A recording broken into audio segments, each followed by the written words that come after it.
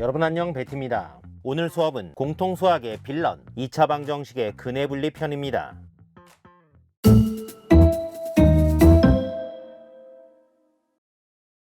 잘 배워도 나올 때마다 또 까먹는 그 악명 높은 근해분리를 공부하도록 할 텐데, 워밍업으로 실근의 부호를 먼저 해보도록 하겠습니다.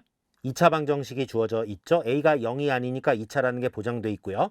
A, B, C는 실수니까 실계수, 계수가 모두 실수인 2차 방정식에 대하여 두근 알파 베타가 잡혀 있습니다. 이때 두근이 모두 양수일 조건은 당연히 두근의 합이 뭐야? 0보다 크고 두근의 곱이 0보다 크죠. 이걸로 풀면 되겠죠. 땡! 왜 틀렸죠? 합곱이 0보다 크다라고 해서 두근이 모두 양수라는 게 보장이 안 돼요.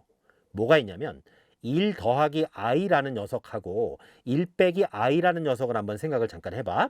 이 두 개의 합은 2예요. 두 개의 곱은 1의 제곱 빼기 i의 제곱 또 2거든요. 어머, 합과 곱이 모두 양수라고 해서 각각이 양수임은 보장이 되지 않는 거죠. 뭐 때문에 그렇습니까? 이것처럼 켤레허근이 나올 수 있기 때문에 그런 거죠. 따라서 양음을 논할 때는 근이 실수일 때만 논할 수가 있기 때문에 실근을 가질 조건, 판별식이 0보다 크거나 같다는 반드시 들어가줘야 됩니다. 마찬가지예요. 두 근이 모두 음수일 조건, 더하기 음은 뭐죠? 맞습니다. 음이고요. 곱하기 음은 뭐죠? 양입니다. 그런데 이것도 두 근의 곱이 같은 부호고요. 합이 음이니까 두 근이 모두 음수이다 보장이 될 것 같지만 마일 더하기 i하고 마일 빼기 i를 한번 해봐. 그러면 두 개를 더하면 음수죠. 곱하면 마일의 제곱 1 빼기 i 제곱 또 1이니까 양수가 된단 말이야. 그래서 이런 것 때문에 켤레허근 때문에 이렇다라고 해서 얘가 또 보장되는 건 아니야. 제발 부탁이다. 양음이라는 거는 기본적으로 실근 조건 하에서 가능한 것이기 때문에 실근 조건, 판별식이 0보다 크거나 같다 반드시 있어야 됩니다. 세 번째, 두 근이 서로 다른 부호면 합의 부호는 알 수가 없죠. 아니, 두 근이 양음인데 양음 이런 식으로 양의 힘이 세면 합이 양수가 될 거고, 양음 이런 식으로 음의 힘이 세면 합이 음이 될 테니까 두 근이 서로 다른 부호일 때는 합의 부호는 알 수가 없고, 곱의 부호는 확실하죠. 곱의 부호는 음이 될 수밖에 없겠죠. 뭐가 빠졌습니까? 땡! 판별식 0보다 크거나 같다 안 넣어도 됩니다. 안 넣어도 된다는 건 넣었을 때 이 조건, 이 조건의 공통범위가 어차피 얘가 될 수밖에 없어요. 참고로 이 판별식이 왜 필요 없는지를 부연 설명하면 근과 계수의 관계에서 알파 곱하기 베타는 a분의 c죠. 얘가 음수이므로 두 개의 부호가 반대이기 때문에 a 곱하기 c도 음수가 됩니다. 판별식은 b제곱 마이너스 4ac가 되죠. 그런데 b제곱은 0 이상일 것이고 a 곱하기 c가 음수니까 마이너스 4ac는 양이 되죠. 0 이상에다가 양을 더하니까 판별식이 0보다 크다죠. 따라서 실근 조건은 자동으로 성립하고 있는 겁니다. 이것만 되면. 그래서 이게 있을 때는 굳이 판별식을 언급하지 않아도 돼. 어찌됐건 2차 방정식의 근해 부호, 내가 아예 제목을 실근의 부호라고 달았죠. 허근이라는 건 부호가 존재하지 않기 때문에 무슨 말을 하는 거예요? 판별식이 들어갈 수밖에 없다라는 얘기죠. 드디어 네모 2번 2차 방정식의 실근의 분리 또는 실근의 범위라고도 합니다. 띠용 별표 때립니다. 근해 분리의 원칙. 근해 분리 문제를 푸는 원칙인데요. 2차 방정식 fx는 0이 있고 근해 범위를 구할 때는 다음과 같이 한다는 건데, 제가 간단하게 낙서 한번 해볼게요. 2차 방정식 x의 제곱 마이너스 2ax 마이너스 a 빼기 1은 0에 두 근이 모두 3보다 크다라고 합시다.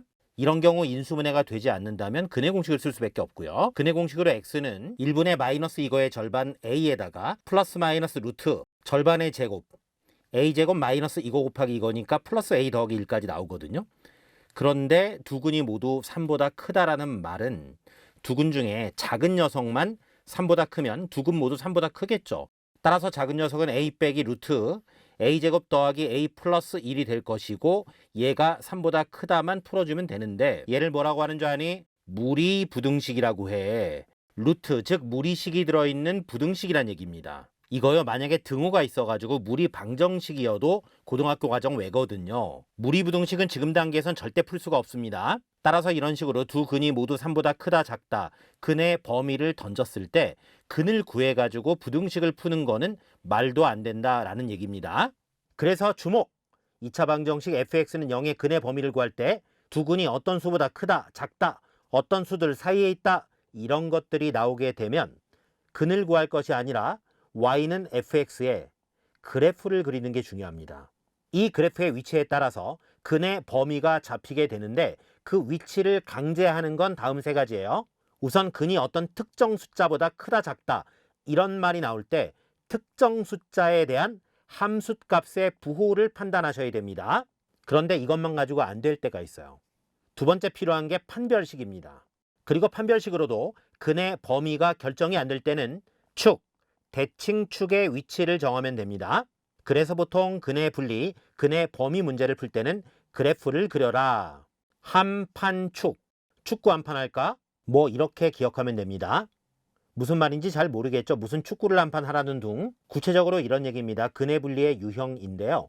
fx는 요 2차식의 이름을 fx라고 준 거고요. ax제곱 더하기 bx 플러스 c는 0이라고 하는 2차 방정식이 주어진 겁니다. 이때 a는 양수라고 되어 있죠. 혹시라도 헷갈리기 때문에 a가 음수이더라도 양면에 마이너스를 곱해서 2차 함계수의 부호는 양으로 만들어 놓고 시작을 합니다. 이러한 2차 방정식과 실수 p에 대하여 첫 번째 유형, 두 근이 모두 p보다 클 조건이 뭐냐 이거야.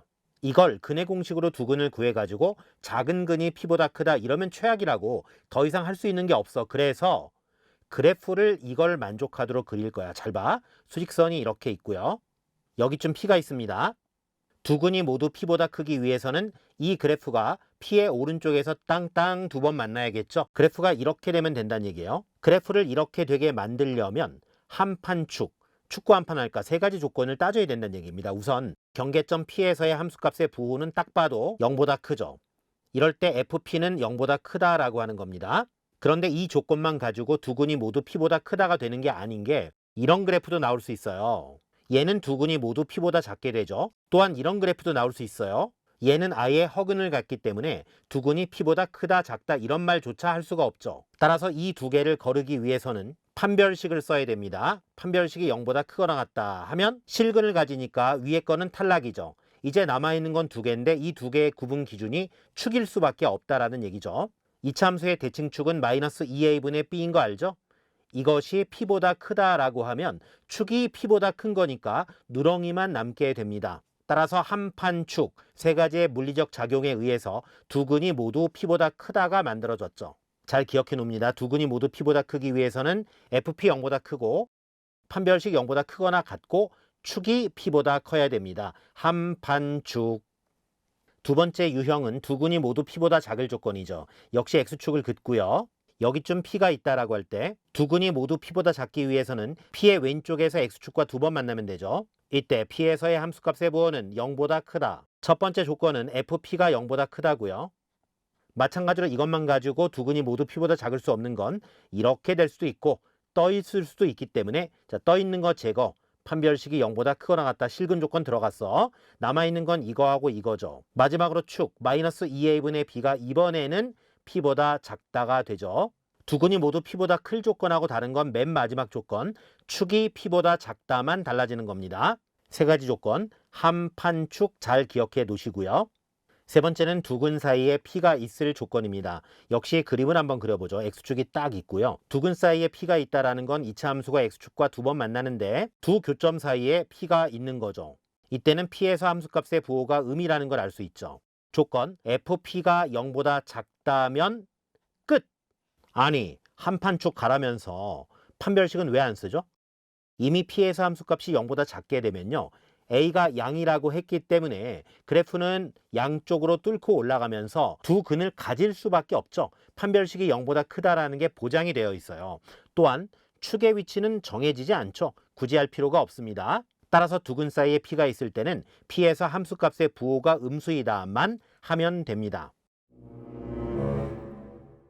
이번 수업은 여기까지입니다. 이제 재활용 분리는 못해도 근해 분리는 될 겁니다. 베티의 손필기 수업은 철벽수학 인강 cbmath.com에서 만날 수 있습니다. 지금까지 베티였습니다. 바이.